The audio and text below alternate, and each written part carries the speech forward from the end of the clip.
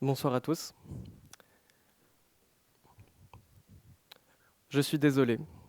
En soi, je n'avais pas vraiment envie de venir ici ce soir, parce que j'avais peur de vous, mais surtout de l'image que j'allais refléter, de l'image qui allait être figée ici ce soir. Je ne voulais pas être associé comme le stéréotype du conférencier TEDx. Et ce problème-là m'a fait penser à un autre problème que j'avais déjà rencontré. Pour pallier ma dépression, j'ai interprété des personnages, des méchants, des gens qui sont exclus de la société. C'était des stéréotypes de personnes qu'on rencontre dans le cinéma noir, dans les anti-héros, dans les romans. J'ai tour à tour été pirate, punk à chien, libraire, mime parisien, bourgeoise surréaliste, cancre, espion secret, postier jaloux, sirène édentée et diable. Une fois, j'ai même été un fantôme. Je vais vous raconter son histoire ce soir. Il s'appelle Eustache et l'histoire commence lors d'une partie de cache-cache. Il alla se cacher dans un placard, un endroit qu'il connaissait assez bien. Le problème, c'est que personne n'est venu le trouver, personne n'est venu le délivrer. Mais je crois que personne n'avait vraiment envie de le trouver. Il n'avait pas assez de force, pas assez de courage pour ouvrir la porte. Il s'est laissé mourir ici. Comment je le sais ? Parce que j'étais à côté de lui. J'ai vu son corps, son cadavre et son fantôme. J'ai décidé d'ouvrir la porte du placard pour nous deux, pour son salut. Et ce que j'ai vu dehors m'a vraiment fait peur, m'a angoissé. J'ai vite compris que le flot incessant d'images n'allait pas s'arrêter pour que je prenne le temps de les intégrer, que le monde n'allait pas s'arrêter de faire des images.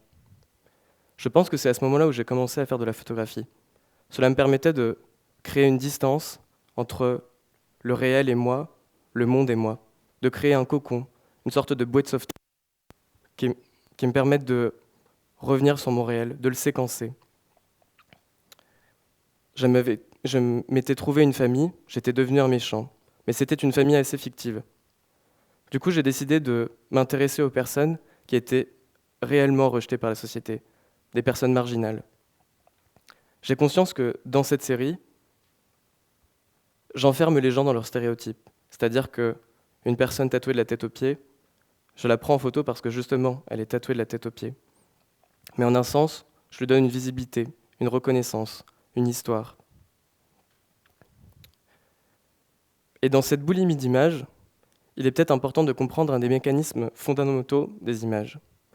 Ce soir, je vais vous révéler ce secret. Il s'appelle intericonicité.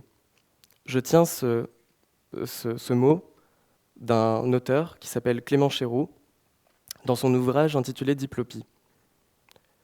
Dans celui-ci, il explique que les images sont avant tout politiques. Pourquoi ? Parce que lors de l'attentat du World Trade Center, à 41% près, les images qui ont été les plus utilisées dans les journaux, dans les médias, c'est l'image des Twin Towers en fumée. Pourquoi cette image ? Il explique que 3 mois plus tôt est sorti dans les salles le film Pearl Harbor. Dans ce film, on peut voir l'Amérique en feu, en flammes. Et dans cette fiction, on comprend que l'Amérique est en guerre. L'intericonicité, c'est ça. C'est d'utiliser une image qui a déjà été acceptée par la société, avec un sens, pour l'appliquer, le calquer sur une autre image, avec cette filiation de sens. Et je me suis intéressé si toutes les images de notre société avaient cette intericonicité-là.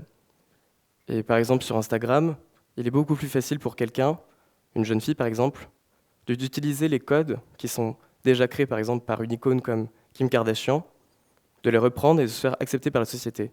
Ici, le sens, c'est « je suis aussi belle, je suis aussi désirable que Kim Kardashian, je mérite le même nombre de likes ». Et je me suis intéressé aux images qui étaient les plus tabous de notre société, à savoir les images pornographiques. Je me suis inscrit sur des sites de rencontres, des blogs, des sites porno, et j'ai demandé aux gens de m'envoyer les images qu'ils faisaient, qu'ils envoyaient sur ces sites-là, dans cet esprit de consommation.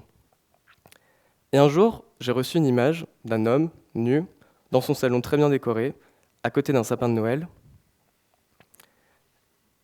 Et ça m'a choqué. Ça m'a choqué parce que dans cet élan de consommation de l'image, ici, par interéconicité, il associe deux idées. L'idée de la pornographie et l'idée du Père Noël, qui est, par sa proximité avec les enfants, asexué. Du coup, j'assistais là à une nouvelle image que j'avais jamais vue. On pourrait l'appeler archétype. Et de cette forme archétypale, je voulais voir s'il en découlait des stéréotypes.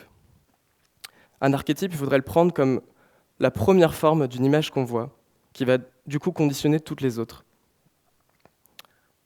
Et ce que j'en ai conclu, c'est que oui, il y a bien la recréation de ces codes.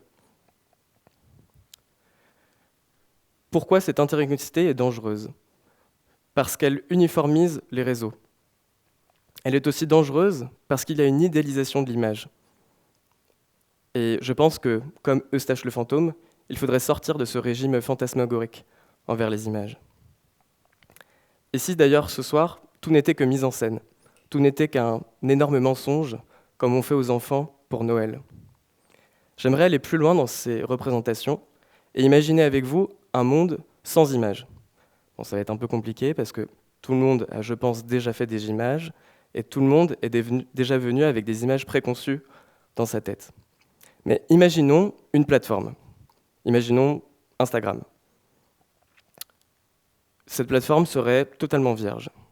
C'est-à-dire qu'il n'y aurait pas de contenu sur le réseau, il n'y aurait pas d'image qui est déjà préconçue sur le compte, et pas d'image sur son feed, donc pas d'image pour alimenter celui-ci. Imaginons que ce soir, j'ai créé ce contenu pour vous. Je vous donne ici les codes de cet Instagram. J'aimerais que tous ici, vous puissiez faire durant cette soirée des photos et les poster sur cet Instagram-là. Ça peut être maintenant, ça peut être après. Et ce qui va être intéressant à voir, c'est si vous allez regarder les photos que vos voisins ont déjà postées, s'il y a des images qui vont avoir des likes ou non, s'il va y avoir une méthode d'archivage avec des hashtags. Je vous laisse totalement libre de ça. Merci de m'avoir écouté. Bonne soirée.